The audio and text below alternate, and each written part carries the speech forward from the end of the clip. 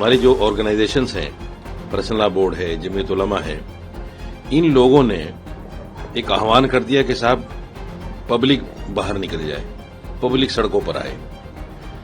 इसका कितना बड़ा नुकसान होगा ये लोग नहीं समझ रहे हैं। आपस में झगड़े भी होंगे, जाने भी जाएंगी, उसका जिम्मेदार कौन होगा? देखिए, वक्फ अमेंडमेंट बिल जो है ये तो कानून तो बनना ही था, राष्ट्रपति के पास जाकर गजट जारी हो गया है। तो इसमें अभी जो सियासत होनी बाकी है वो होगी अभी, क्योंकि इन्होंने तो अपनी तरफ से काम पूरा कर दिया। अभी विपक्ष का काम है।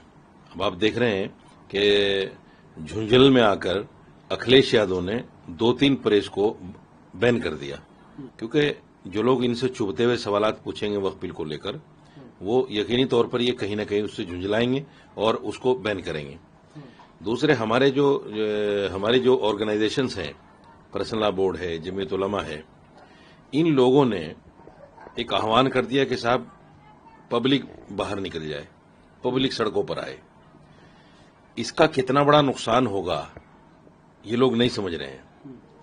इसका नुकसान ये होगा कि जिस रेवड़ का कोई चरवाहा नहीं होता वो किसी के भी खेत में घुस जाता है।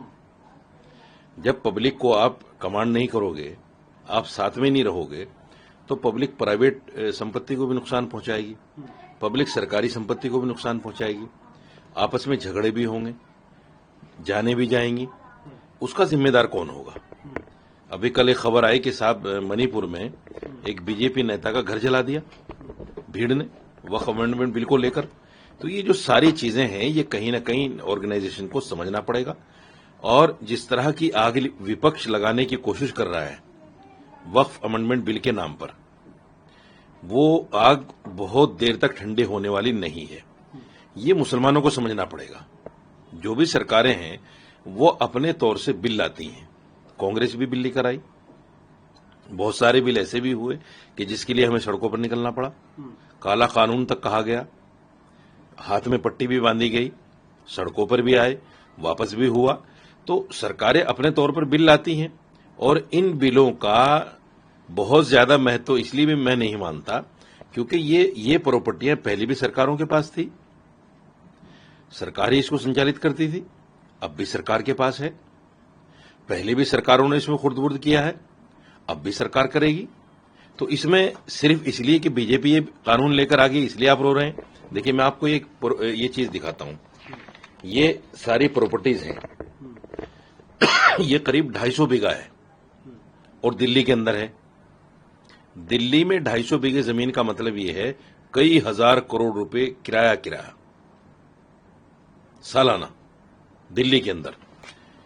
ये जगह कांग्रेस सरकार ने, जिस वक्त कांग्रेस की सरकार थी, सरकार ने अपने अंडर में ले ली, अपनी एजेंसियों को दे दी।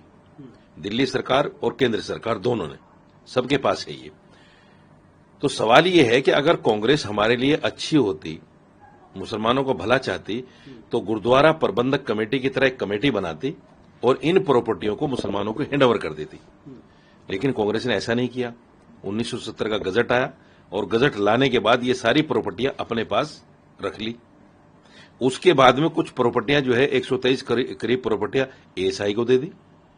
अब उसमें करीब 67 जो है मस्जिदें हैं।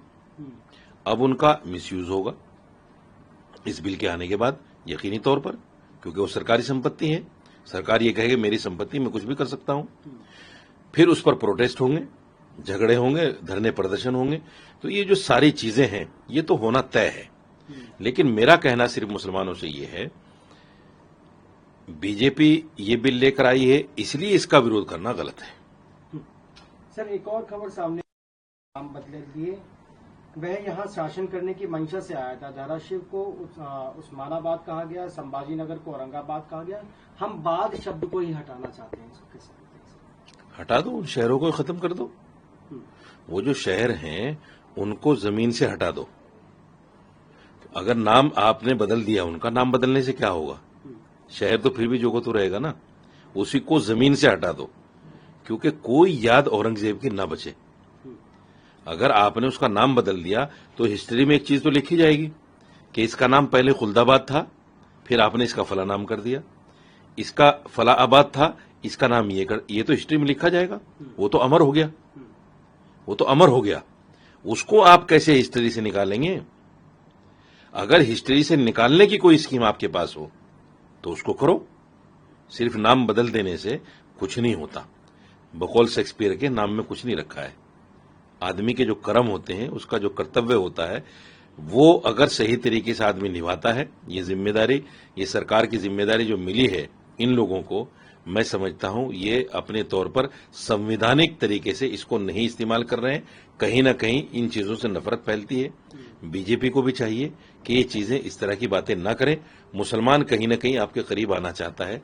आप इस तरह के बयान देकर, इस तरह के काम करके मुसलमानों को फिर वापस धकेलना चाहते हो। इसका मतलब ये हुआ कि कहीं ना कहीं आप नफरत की राजनीति ही करना चाहते हो, मुसलमान को करीब नहीं लाना चाहते। तो मेरा जो शेष नेतृत्व है बीजेपी से, उनसे आग्रह है कि इस तरह के जो बयान बहादुर हैं उन पर लगाम लगाओ, और इस तरह के काम करने से देश को कोई फायदा नहीं होने वाला है। बहुत कर लिया आपने। जो आपके मेन मुद्दे थे वो सारे तकरीबन पूरे हो गए। अब इस देश को आगे बढ़ाने का काम किया जाए। मुसलमान आपके साथ लगकर इस देश को आगे बढ़ाना चाहता है। हमारी जो ऑर्गेनाइजेशंस हैं, पर्सनल लॉ बोर्ड है, जमीयत उलमा है, इन लोगों ने एक आह्वान कर दिया कि साहब पब्लिक बाहर निकल जाए, पब्लिक सड़कों पर आए। इसका कितना बड़ा नुकसान होगा ये लोग नहीं समझ रहे हैं। इसका नुकसान ये होगा कि जिस रेवड़ का कोई चरवाहा नहीं होता वो किसी के भी खेत में घुस जाता है। जब पब्लिक को आप कमांड नहीं करोगे, आप साथ में नहीं रहोगे, तो पब्लिक प्राइवेट संपत्ति को भी नुकसान पहुंचाएगी, पब्लिक सरकारी संपत्ति को भी नुकसान पहुंचाएगी। आपस में झगड़े भी होंगे, जाने भी जाएंगी। उसका जिम्मेदार कौन होगा? अभी कल एक खबर आई कि साहब मणिपुर में एक बीजेपी नेता का घर जला दिया भीड़ ने, वक्फ अमेंडमेंट बिल को लेकर। तो ये जो सारी चीजें हैं, ये कहीं ना कहीं ऑर्गेनाइजेशन को समझना पड़ेगा। और जिस तरह की आग विपक्ष लगाने की कोशिश कर रहा है वक्फ अमेंडमेंट बिल के नाम पर, वो आग बहुत देर तक ठंडे होने वाली नहीं है। ये मुसलमानों को समझना पड़ेगा। जो भी सरकारें हैं वो अपने तौर से बिल लाती हैं।